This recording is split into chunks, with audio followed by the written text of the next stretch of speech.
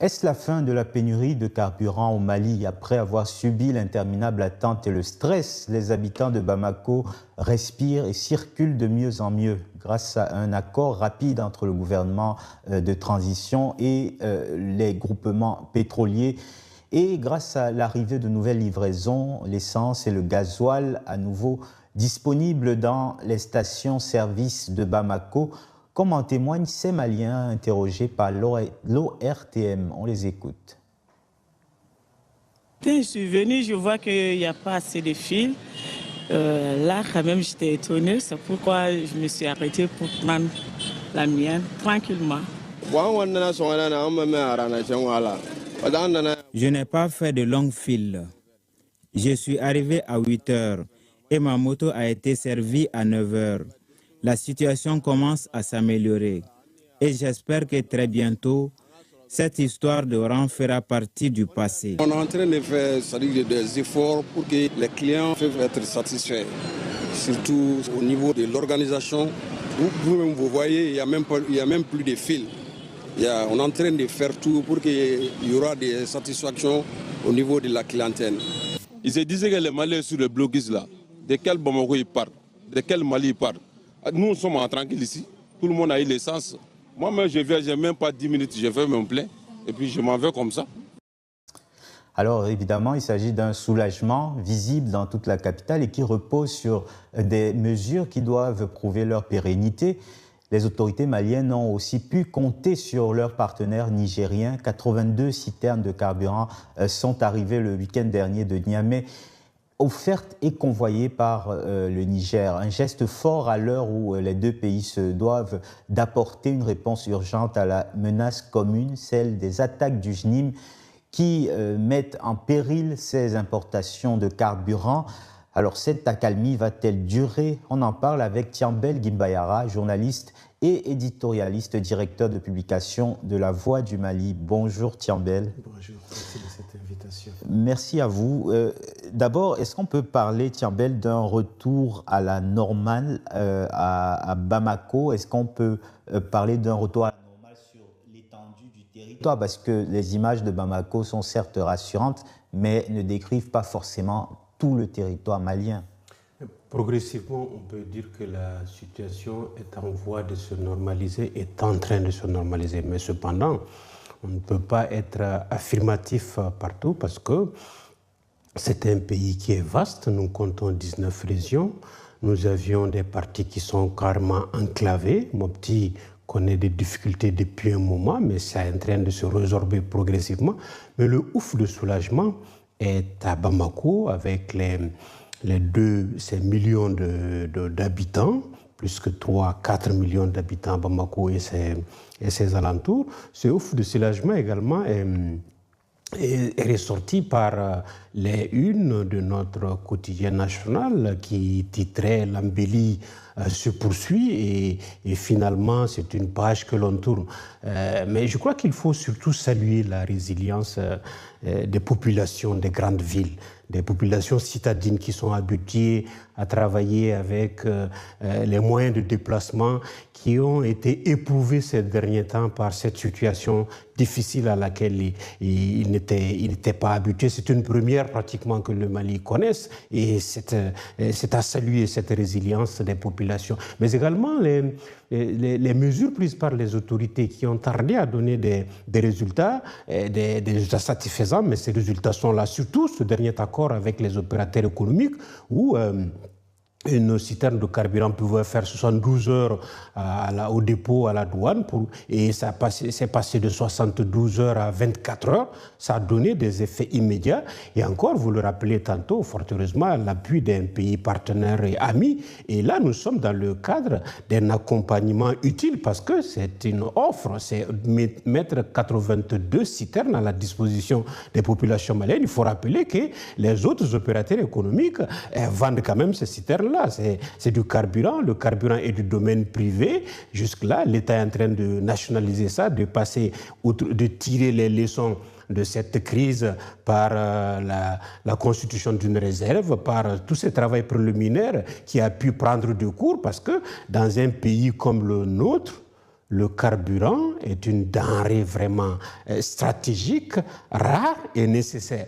Autant les corridors Bamako-Dakar a été relancé et protégé, que le corridor Bamako-Abidjan a été également renforcé et puis sécurisé par les forces de sécurité du Mali. L'opération Fougakene a montré ses résultats avec des victimes au niveau des chauffeurs et des apprentis, de ceux qui convoyaient ce carburant-là. Il faut s'incliner devant d'ailleurs la mémoire de tous ces hommes et ces femmes qui sont tombés, qui n'ont rien fait que poursuivre leur travail, qui sont tombés, qui méritent d'être même des héros. Mais je crois qu'il faut, dans nos pays, apprendre à tirer les leçons mémorielles de nos crises. Élever au rang des héros tous ces hommes et ces femmes, civils et militaires, qui sont tombés pour que nous puissions reprendre une activité normale. C'est nécessaire, c'est utile que les hommes et les femmes se rappellent de ça.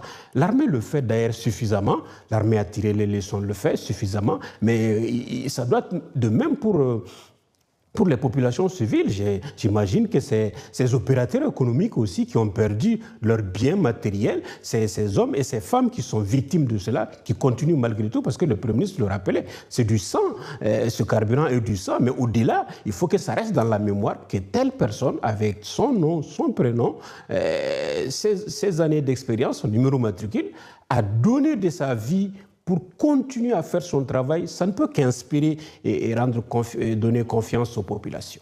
Alors, les autorités de transition ont été tout de même sous le feu des critiques, au moins à l'extérieur du Mali, certains même remettant en doute certaines informations en termes de chiffres, en termes de données qui étaient communiquées par ces autorités de transition. Est-ce qu'on peut vraiment dire qu'elles ont bien géré cette crise? Quand on voit les images, les nombreuses images qui ont circulé de files d'attente, est-ce qu'on peut penser qu'il n'y a pas eu une réponse tardive à la situation? C'est toujours difficile d'évaluer. Le temps nous donnera raison de faire une étude, un diagnostic réel pour poser. Le plus important aujourd'hui, c'est de sortir de cette crise. Elle n'est pas exempte, la gestion n'est pas exempte de reproches. Il y a eu certainement des erreurs, il y a eu des lenteurs, il y a eu des difficultés.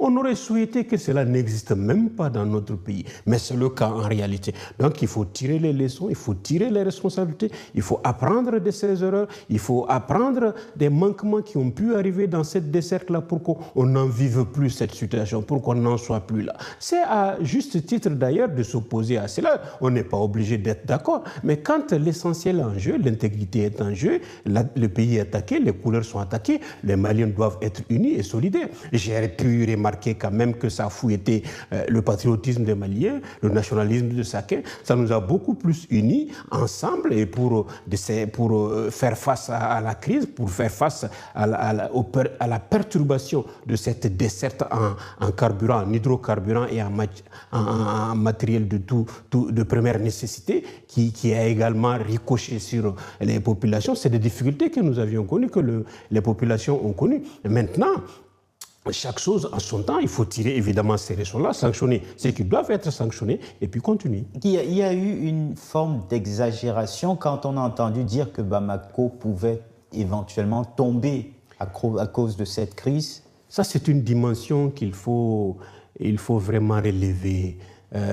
C'est une cabale médiatique qui a été suffisamment relevée d'ailleurs par un membre du CNT, Moussa Achratoumane, qui accordait à une presse internationale une réaction pour dire qu'on n'a aucun vouloir d'attaquer une citerne, aucun vouloir de casser ou d'essayer de perturber le ravitaillement des populations. Mais on constate quand même que la presse occidentale s'est singularisée par cette cabale exagérée pour en rajouter à la pression, à la souffrance. Est-ce qu'on ne partage pas la souffrance des populations maliennes, des populations sahéliennes qui font depuis plus de 10 ans face à une lutte asymétrique du terrorisme? On n'a pas aidé en cela les autorités. Ce n'est pas seulement les autorités, le peuple malien pourra s'en souvenir longtemps et le peuple sahélien s'en souviendra encore longtemps. Je crois que cette cabale n'avait autre objectif que d'amener subtilement un retournement de l'opinion nationale contre les populations situation. Heureusement que ça a uni plus,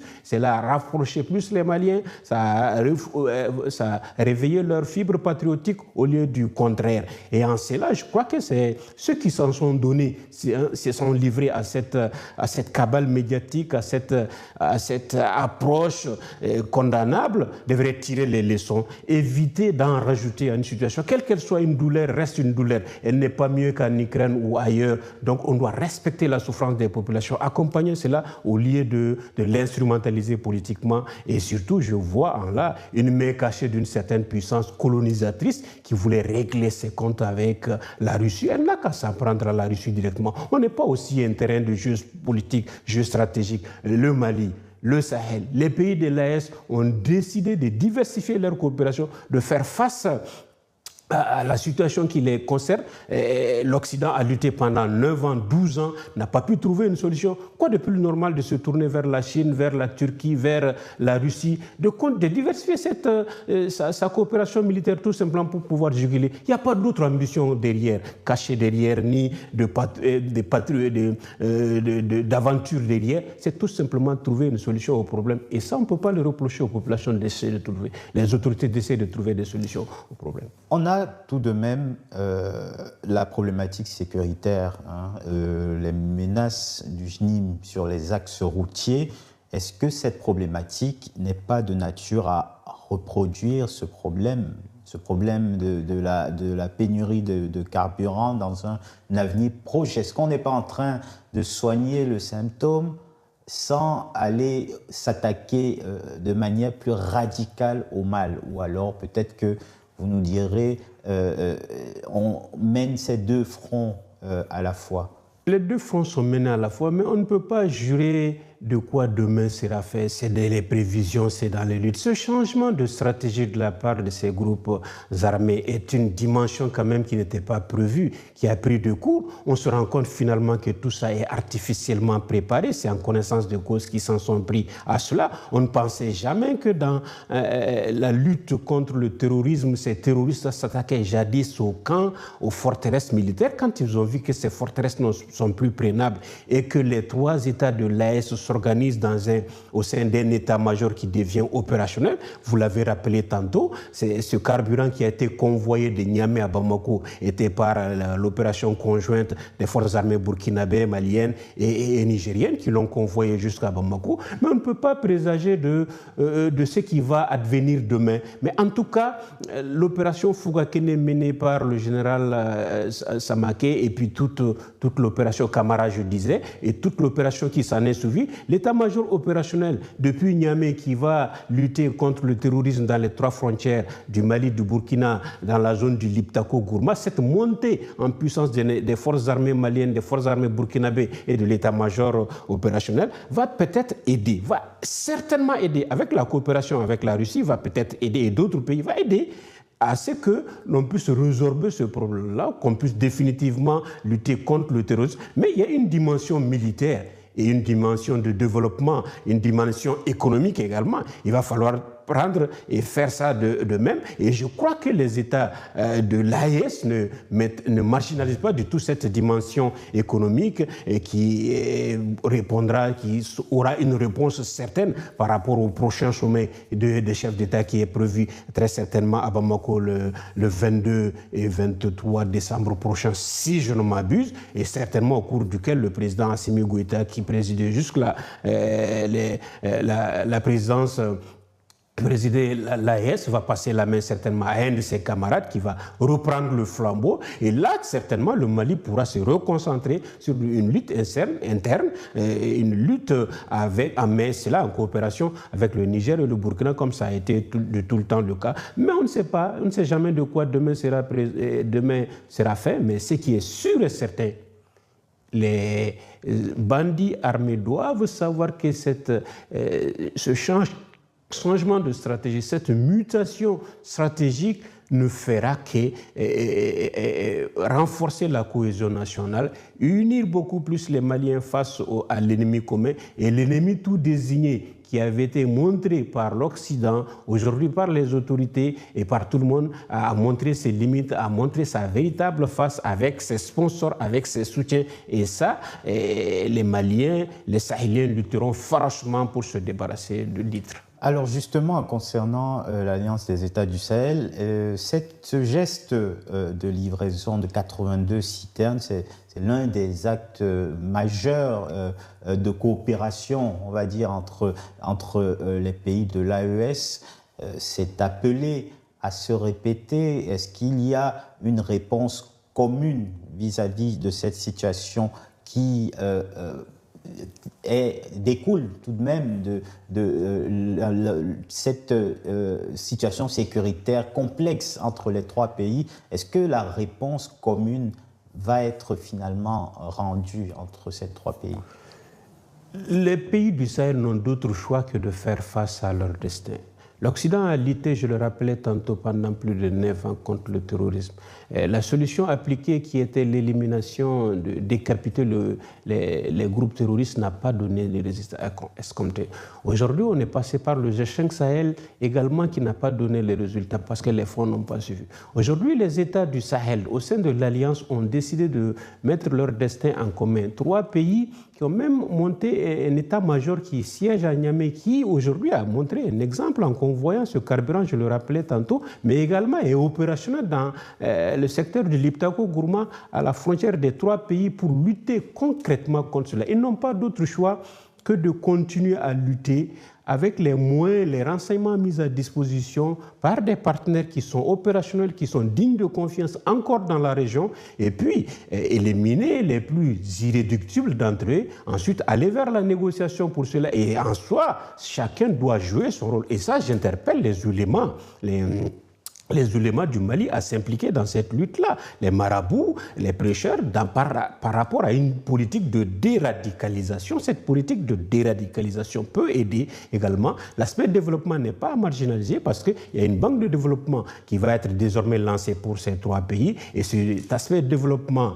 de diplomatie et de défense également doivent monter en crescendo ensemble. Et les États du Sahel n'ont d'autre choix qu'à faire face, et avec la résilience des populations, le soutien de ces populations-là feront que les États du Sahel viendront à bout avec l'aide et l'assistance de leurs partenaires. Donc je ne vois autrement qu'une lutte menée de main de fer avec tous les États, avec toutes les populations, mais également un dialogue avec les frères, parce qu'il reste entendu que le développement est la base de tout ça. Après avoir sécurisé ces zones-là, il faut maintenant faire face au développement, il faut rassurer, il faut sécuriser, il faut travailler à cela, mais nous sommes encore dans une phase de lutte par rapport à ces groupes qui se sont déterminés par cette logique de mort, de victimes, des innocents qui n'ont rien fait pour mériter cela et qui n'ont rien demandé à personne, si ce n'est de vivre en paix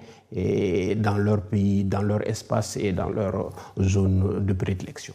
Merci beaucoup. Merci Thiambel Guimbayara, je le rappelle, journaliste et éditorialiste, directeur de publication de La Voix du Mali. Merci à vous d'avoir regardé cette nouvelle édition de Décrypter l'Afrique. On se retrouve prochainement pour d'autres décryptages de l'actualité africaine.